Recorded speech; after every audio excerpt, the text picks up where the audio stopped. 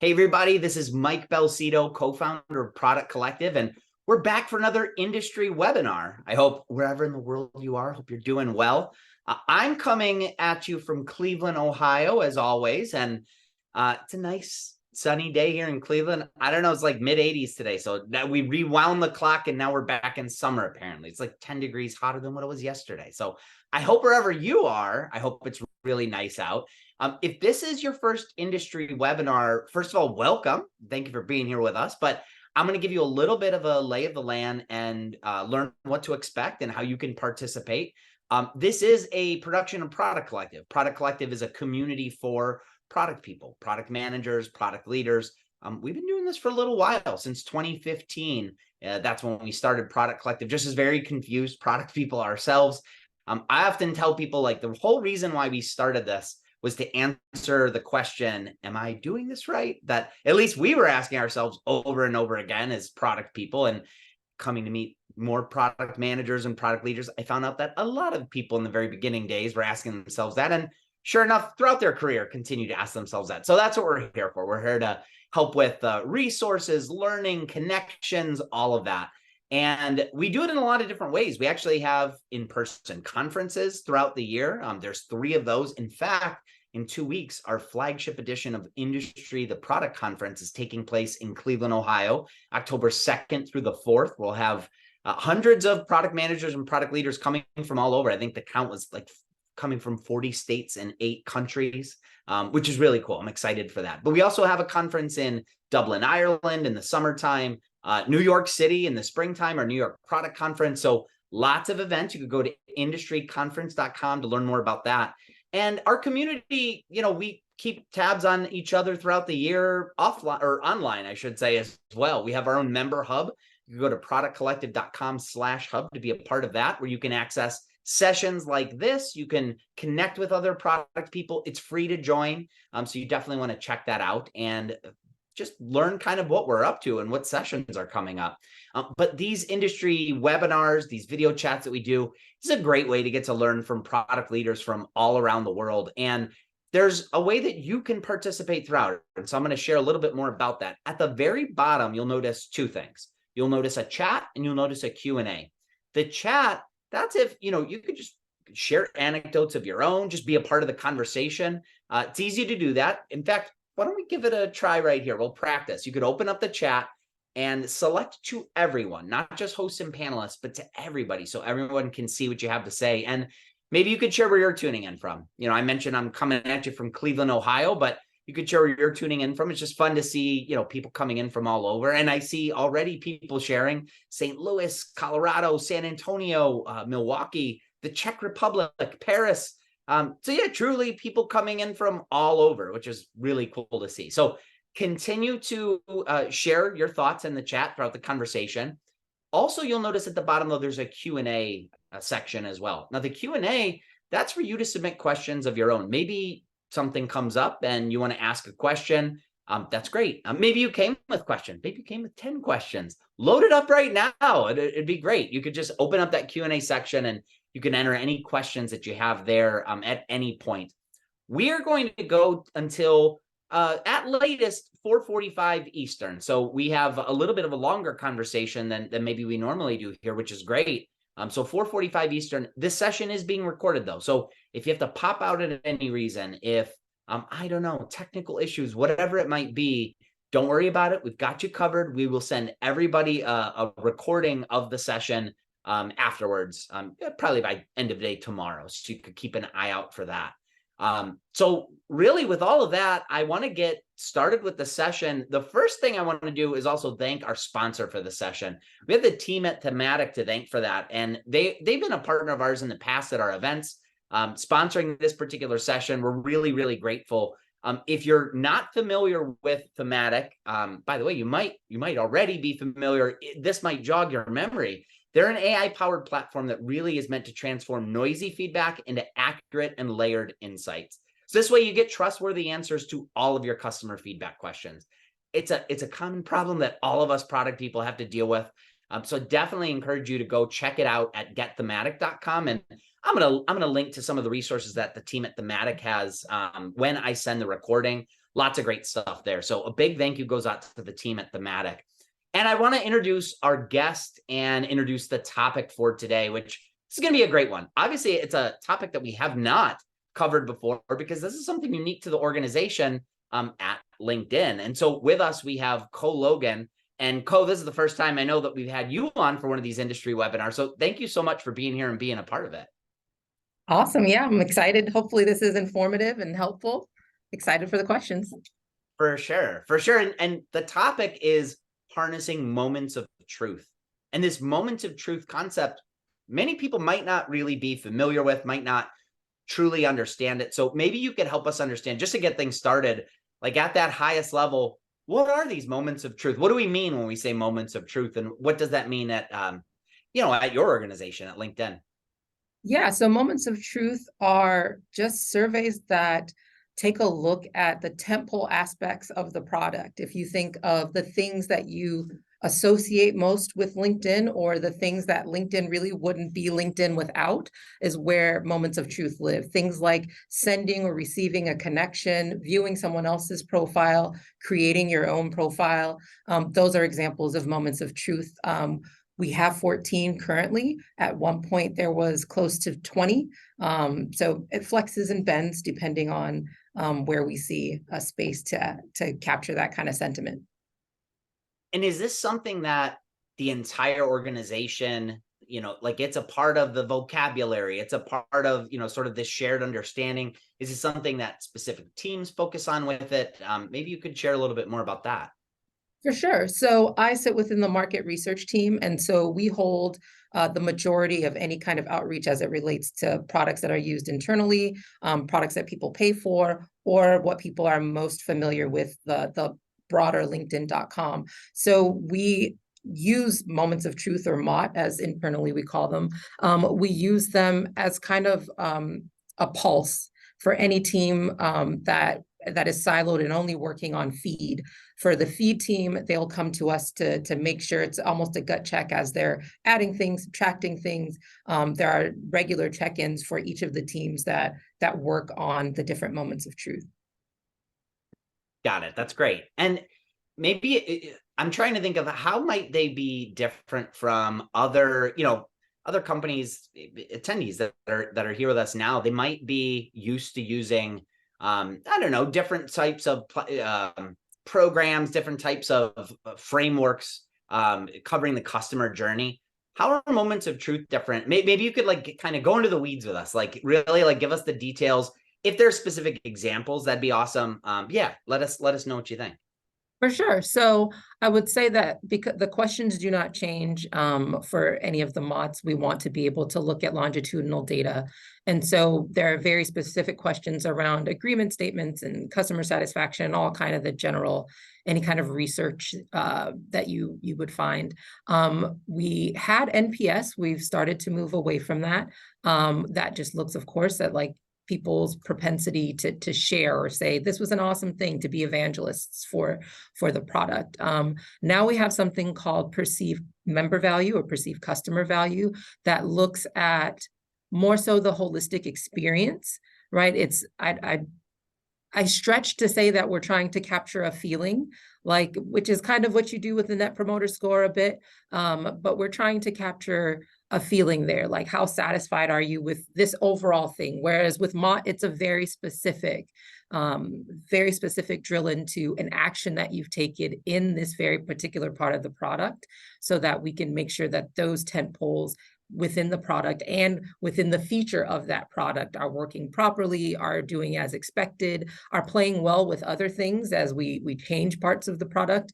So I think that's how it differs a little bit from kind of just an overall satisfaction or an NPS kind of feeling. And is there I'm curious, with NPS, you get a score, right? Like there's a number, and we can sort of track that. Is there a key metric you look at for moments of truth, or how do we view them and know, things are moving in the right direction or the wrong direction, or what does that look like? Yeah. So one of the beautiful parts of my job is that I do not sit on any of the product teams. I sit within market research. So as this is measured, it is measuring against itself, against the expectations that maybe some product teams know they're, if you work on messaging and we're doing something with InMail and maybe some sort of combination of those two things, and suddenly that MOT for messaging sent or receive goes down, that's not a good thing. I luckily don't have to figure out the action items from that.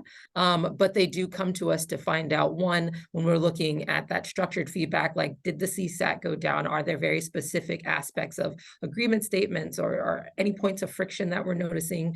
And then taking a look at things like open ends, like, are people saying anything? Is it something that we can pinpoint through verbatims and that unstructured kind of data? Yeah. And is this kind of approach, it seems like it might be something that's specific to users, at that individual granular user level. Is it something that could be applied to sort of customers as a whole, or what does, maybe you could talk a little bit more about that? Customers as a whole. I don't think we have anything. LinkedIn.com is, it's free unless you're using premium, which unlocks separate features. But there isn't anything that we have like MOT that exists on any of our paid features that I can think of that's kind of an always on. Don't quote me on that, because I don't exclusively work with any of the paid portions. So I don't know if I've got a good answer for you there. That's okay. That's all right. By the way, I got word that my volume changed, and I think for some reason my mic wasn't being used before. But then when I was using the mic, the volume got low. So let me know in the chat. Am I sounding okay now? Let me know if anything's changed. All right, it's gotten better. We'll not use the mic's here now. It's just for show, but that's okay. It That's looks totally. great. I don't have one, and I'm jealous. By the way, for those of you in the audience, if you have questions for Co, just put it right there in the Q&A. I'm going to get to as many questions. We'll have time to get to as many questions as possible. I definitely have more questions as well, but yeah, definitely put more questions in the Q&A section as well. Okay, so I'm trying to, and maybe you could talk about either specifically for LinkedIn or general. How do you capture feedback sort of for a specific moment of truth? What does that process look like? Like, literally, if people are watching here and they're saying, this sounds kind of interesting, how do I do this? Like, maybe you could lay out like sort of the step-by-steps that your team goes through. And yeah, for those that are watching that might want to apply it themselves, it might be helpful for them to understand that. Yeah. So at the very base level, what we're doing is seeing who took this action. For instance, who just made a connection, who received a request for a connection, and they accepted it or rejected it, but they've received, in this example, a connection. And then we'll go, okay, for instance, Mike, you receive a connection, you go into the pool of people eligible to be surveyed about that experience. Once we identify that group of folks, you receive a survey within the next couple of days. You take that survey, it comes back to us, it gets aggregated and weighted in all of the fun research things. And we report out on it broadly every quarter. There are some teams that work with us more closely, that it goes out a little sooner, sometimes monthly. For those who have like very specific questions. We also have a trust team that looks at not one particular MOT, but specific questions within all of them, within all of the MOTs, to pull together an idea of trust and how that feels across different parts of the product. And so once we get the questions back, they flow into all of the places that have kind of a standing use for it. And then for those who, may find out, I'm always amazed at how large this org is. And so there are people who still learn about MOT who don't know it exists, and, they'll reach out because they've read something in a recent voice of the member or voice of the customer, and they would like to ask more questions too. Yeah. Well, we're getting that's very helpful, by the way. And actually, there's some follow-up questions to that from the audience. So I'm gonna turn to some audience questions here. And by the way, keep those questions coming in. These are great questions already. One of the questions was about the number of moments of truth. I believe you said there's 14 for LinkedIn. Yes, currently there are 14. Okay. Do they get added to and subtract? Like, has that number changed?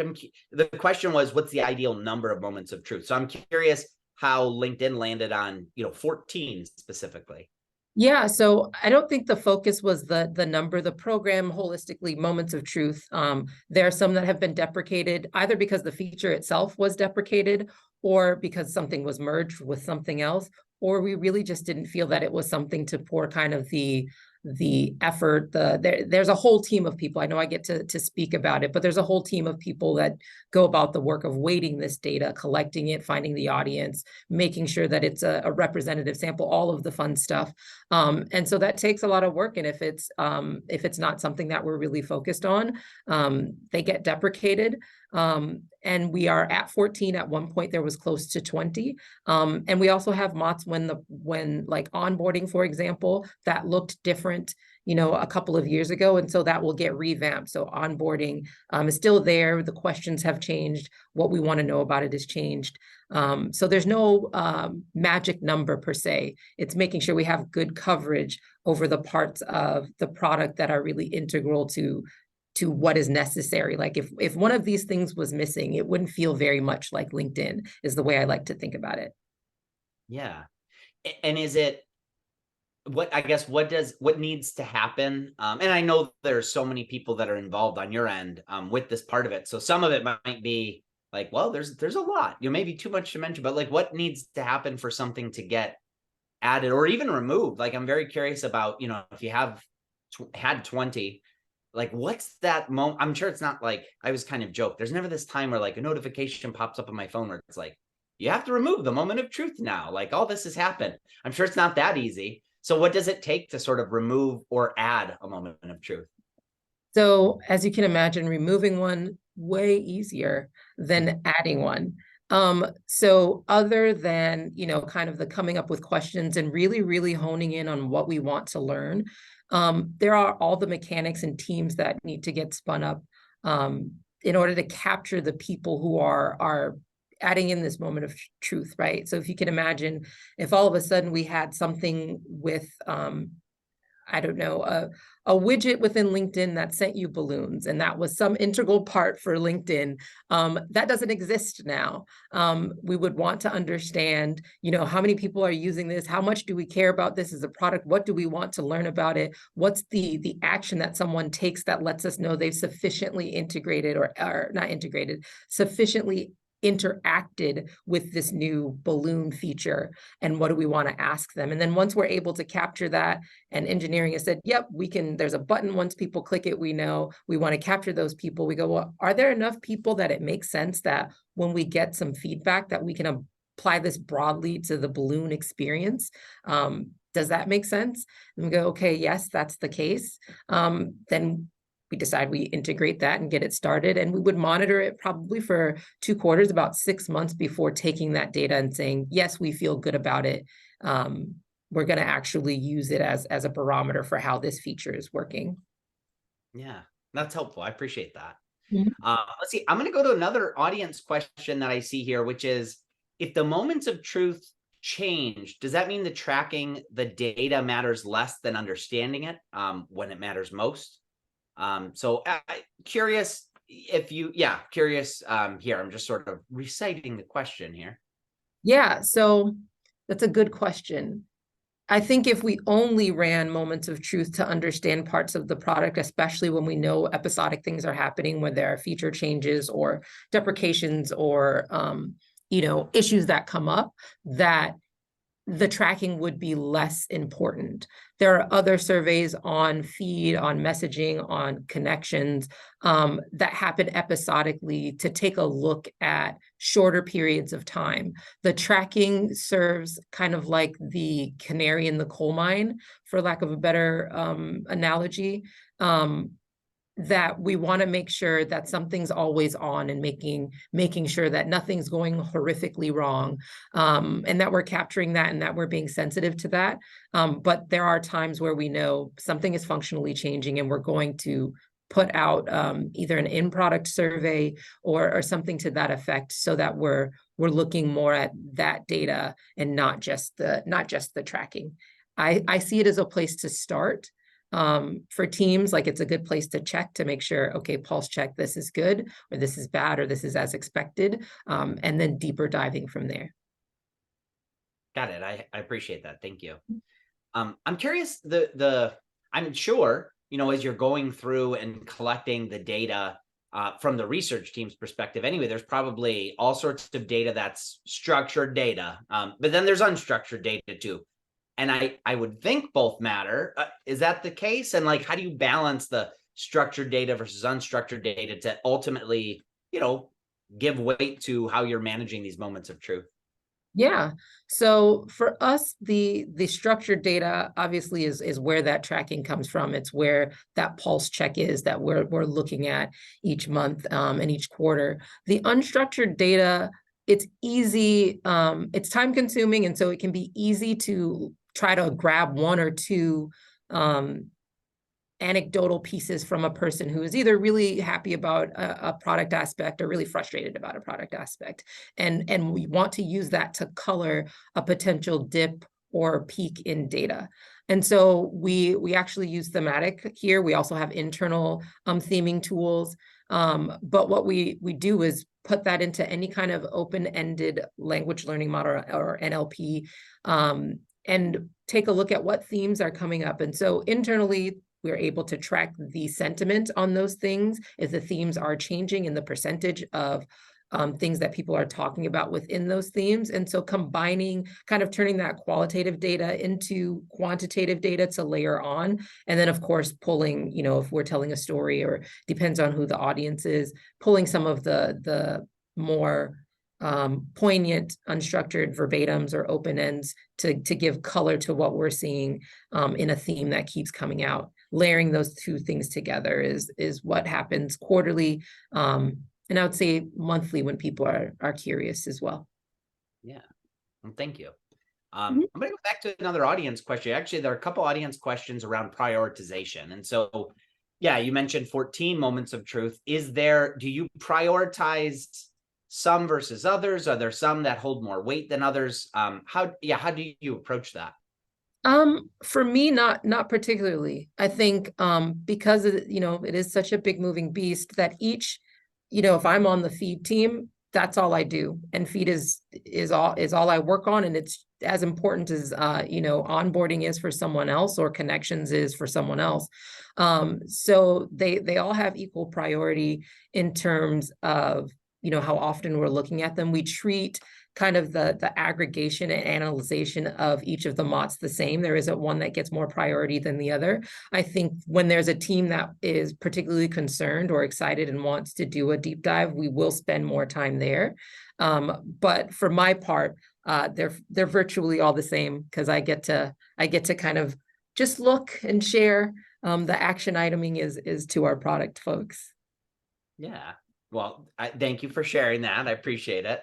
Mm-hmm. Let me go back to some of the questions I had that I had jotted down earlier. Yeah, maybe in terms of, so obviously there are a lot of product people on this session, right? And so they might be thinking about moments of truth as maybe some, this could be a new process we could implement. Can this make our product better? I'm curious on that front, like the moments of truth. Have you seen it impact product decisions? I know you're not necessarily on the product team, but working with the product people that you're working with, have you seen moments of truth make an impact there? Oh, absolutely. One of the teams that I work closely with is the trust team. And, LinkedIn prides themselves on trust, combined with just it's a thing we need to keep an eye on, I think, anywhere you're on the internet. And so that's a team that looks at several MOTs in aggregate. And so they will work with me to implement additional surveys that can ask more specific questions.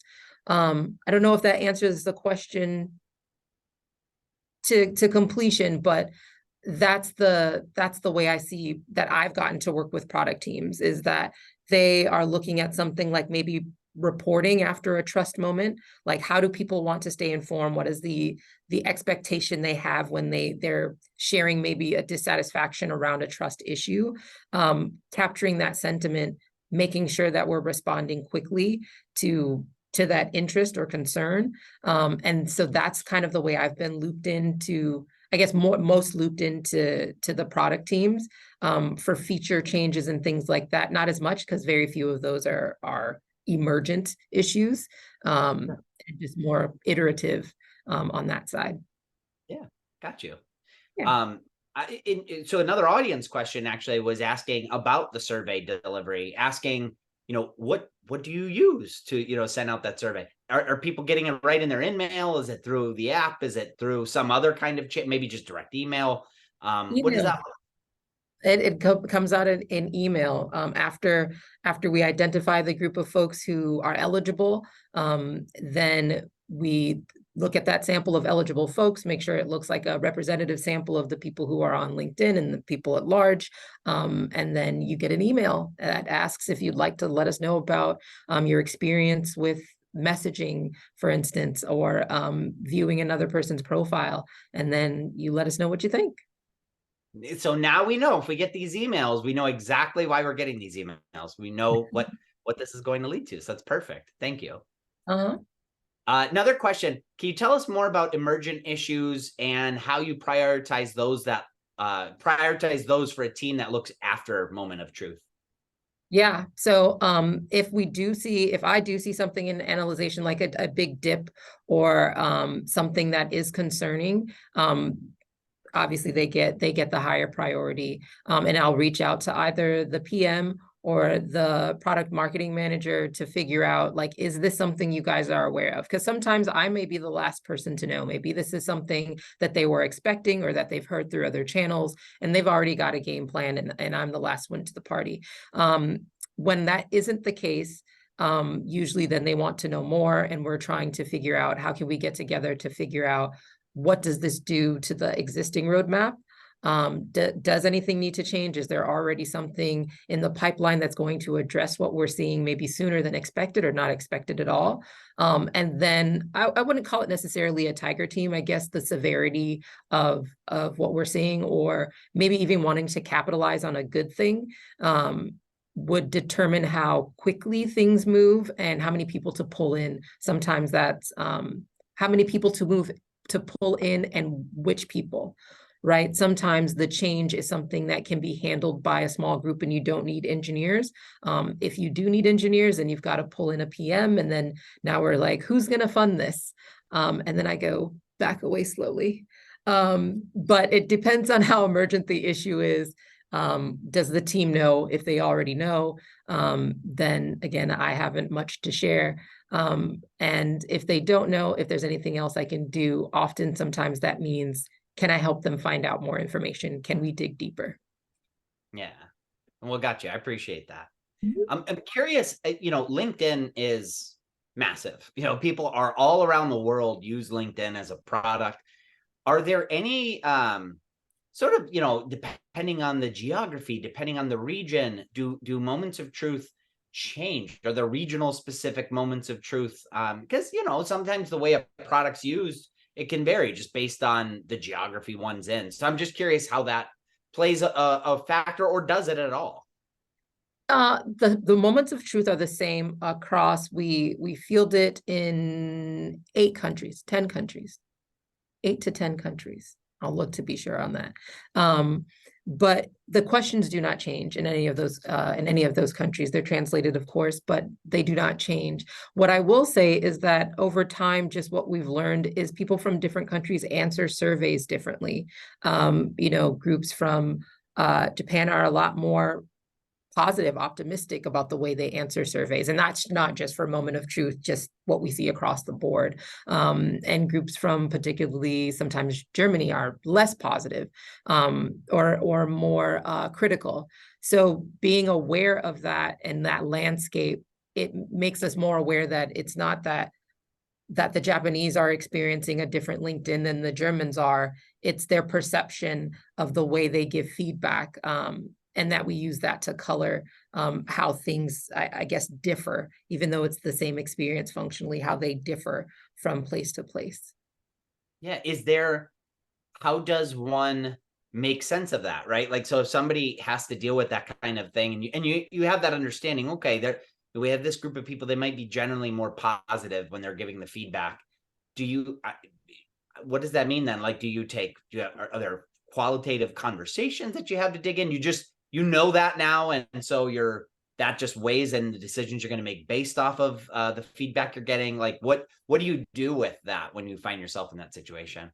Yeah, so when we look at any kind of aggregated data, it's weighted. So firstly, if I sent out 1,000 surveys and my expectation of what that 1,000 surveys looked like compared to the general universe of LinkedIn, if everybody answered those 1,000 surveys, it would be fantastic. I could count each of those survey responses one to one.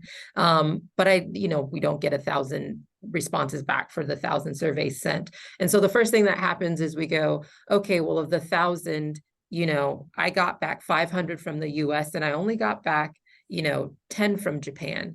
And I was hoping I was going to get back 20. So we do some weighting so that when we're looking at anything in aggregate, we're making sure that the voices that we heard as compared to the voices we hoped to hear are weighted appropriately. The next piece I would say is that even with that, we try not to compare Brazil to France, right? We're looking at Brazil over time and we're looking at France over time because they will have just those cultural differences in how they respond critically. And so when someone's like, well, France really loves LinkedIn and Brazil is not a big fan of LinkedIn, and we go, well, if it's kind of been staying the same or, oscillating between these 5 percentage points, I would think they're having roughly the same experience. It's just that, their satisfaction level versus their satisfaction level is expressed a little bit differently. And so often that's just a point of education for any of the product folks that I get to work with as they're looking to make potential changes and are nervous that in one country it looks this way, in another it looks this way.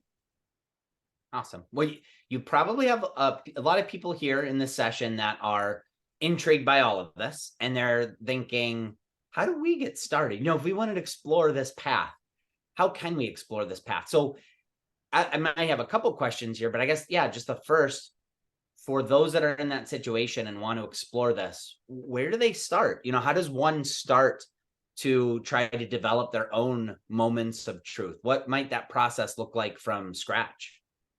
That is a great question. I feel like the first thing you do, or I would do, is look at the kind of the fingerprint of your product. What are the things about your product that without it, your product wouldn't be the same, right? Like if you couldn't make connections on LinkedIn, like what would we just look like a glass door, or what would we look like if you couldn't make connections, right? So that is a kind of a flag of like, okay, that's something we need to keep a pulse on. And so looking at your product and seeing what are the parts of the product that you should absolutely know about at any given time.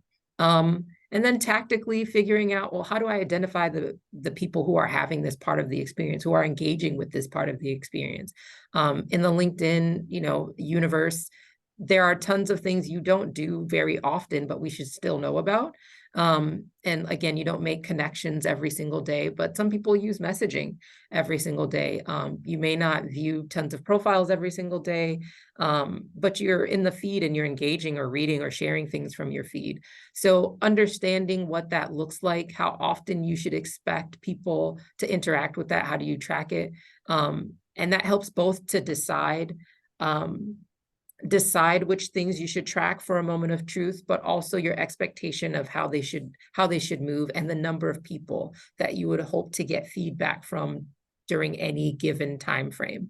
I think you start there. And as you get information back, giving it some time, giving it some time to first gather enough people that you feel like you can make directional changes, not getting lost in the anecdotal. I like to say that anytime we have active triggers, meaning something that you click and then it's like give feedback.